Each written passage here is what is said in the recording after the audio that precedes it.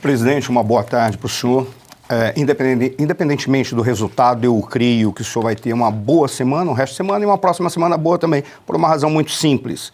Quanto mais se bate, a boa massa melhor fica e o povo percebe isso. A minha pergunta é sobre relações internacionais e mais especificamente relacionamento Brasil-Estados Unidos.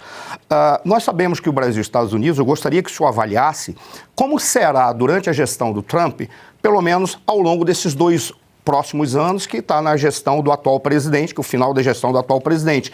Mas tem alguns elementos que eu gostaria de pontuar para o senhor. O primeiro dele, nós sabemos que o Brasil e os Estados Unidos são países amigos, são sociedades irmãs, são sociedades que se gostam, são sociedades que comungam dos mesmos valores. E por essa razão sempre fomos aliados e parceiros ao longo da nossa história. Não à toa, foi o maior parceiro comercial e durante um certo tempo, por mais que nós não seja mais, está em segundo lugar.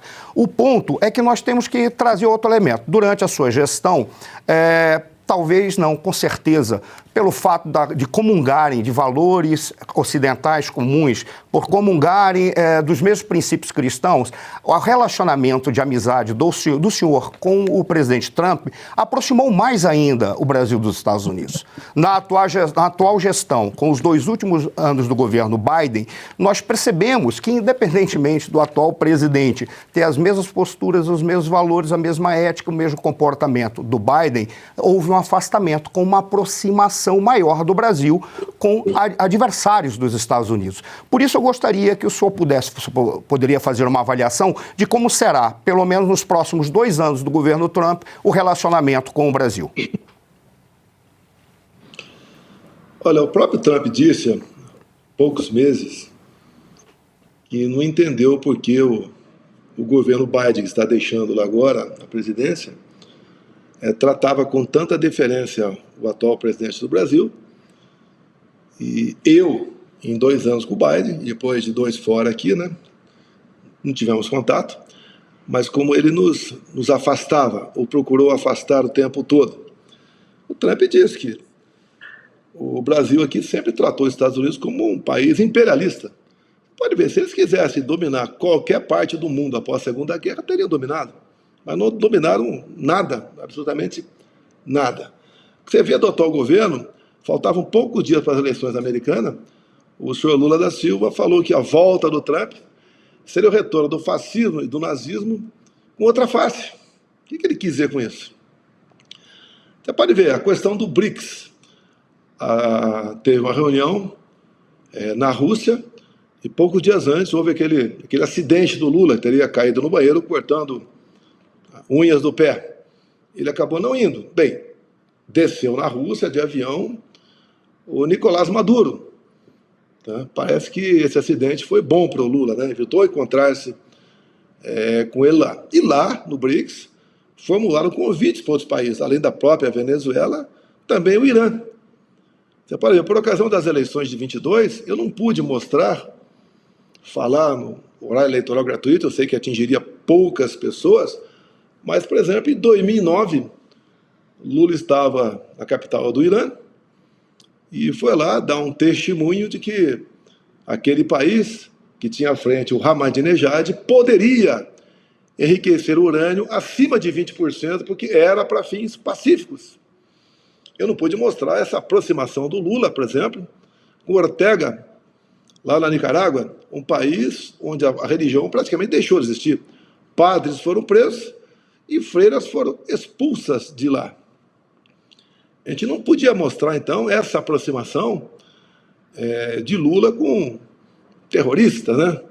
O Lula, por exemplo, só faltava declarar que o Hamas é o grande aliado do Brasil. Né? Uma afronta, não é o povo israelense, uma afronta a todos aqueles que amam a democracia e abominam o terrorismo. Então, esse tipo de governo realmente é o que se instalou no Brasil, e alguns setores poderosos da administração Biden não queriam me ver continuando aqui no Brasil. Ele falou também, o Lula, há poucos meses, de mudar o padrão dólar para yuan, ou seja, fazer negócio com a moeda chinesa. Há poucas semanas, como esteve aqui no Brasil, Xi Jinping, foram assinados 37 acordos. E entre eles, um empréstimo de 5 bilhões de yuan, o equivalente a 4 bilhões de reais, da China para conosco. Dinheiro para o BNDES. Bem, quando você faz um empréstimo de 4 bilhões de reais, você vai ter que pagar 15% de juros por ano. Tá? Também acordos com a China da exploração de urânio. Sabemos que está na Constituição, que a lavra é monopólio da União, mas quando você tem uma empresa brasileira que pratica a lavra, ou depois do urânio chegar aqui, a órgão competente no Brasil, ele pode ser negociado. Ou seja, um minério estratégico como esse, obviamente, você está dando as costas para os Estados Unidos.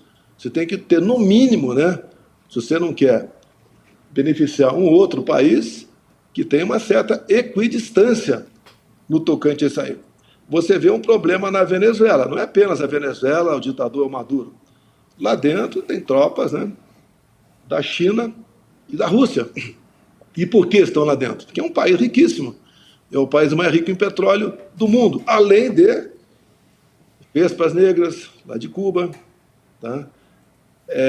Gente que defende o terrorismo de alguns países do mundo. Não é o Maduro apenas um problema para aquele povo se libertar. Lá atrás, eu não posso entrar em detalhes, porque foram conversas que eu tive com o Trump sobre a Venezuela, o que fazer, como poderíamos, né, buscar uma maneira de libertar aquele povo, porque é problema para nós aqui. Ainda hoje em dia, eu calculo que, por dia, 700 pessoas chegam lá em Roraima via Pacaraima.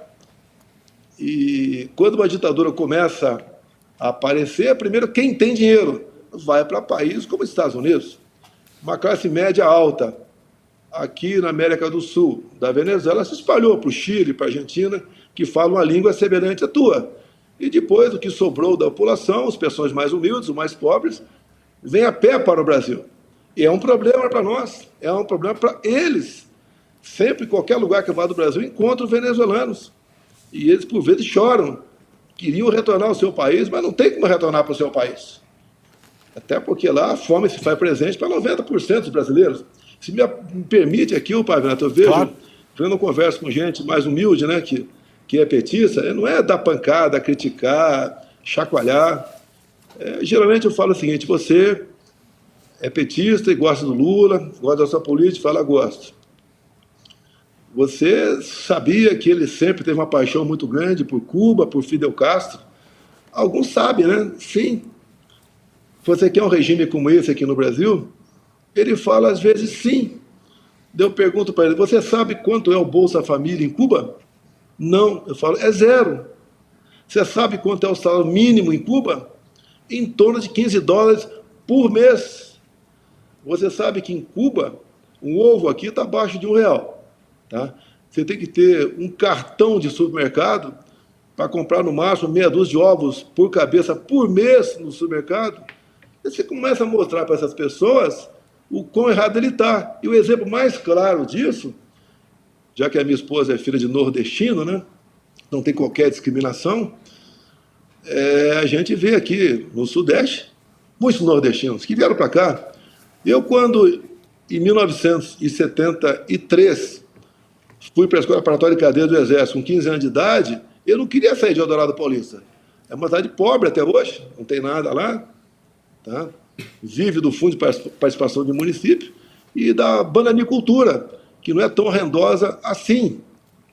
E eu não queria sair de Eldorado Paulista. Esses nordestinos não queriam sair das suas regiões também. A gente pergunta para o piauiense: o Nordeste não deveria ser a região mais rica do Brasil, mais próspera? Afinal de contas, o PT está há 20 anos dominando a região. Exatamente. Falando em igualdade, fraternidade, em amor e não discriminação. Aí vem o próprio Lula. É exatamente o contrário que acontece. E vem o próprio Lula e diz, né, que ele está farto de ver o Nordeste exportar sua empregada. Né? Fala discriminatória e ele diz, uma fala como essa. Ele diz que quando se ganha mais de 4 ou 5 mil por mês, não se vota mais no PT, Abre a cabeça das pessoas.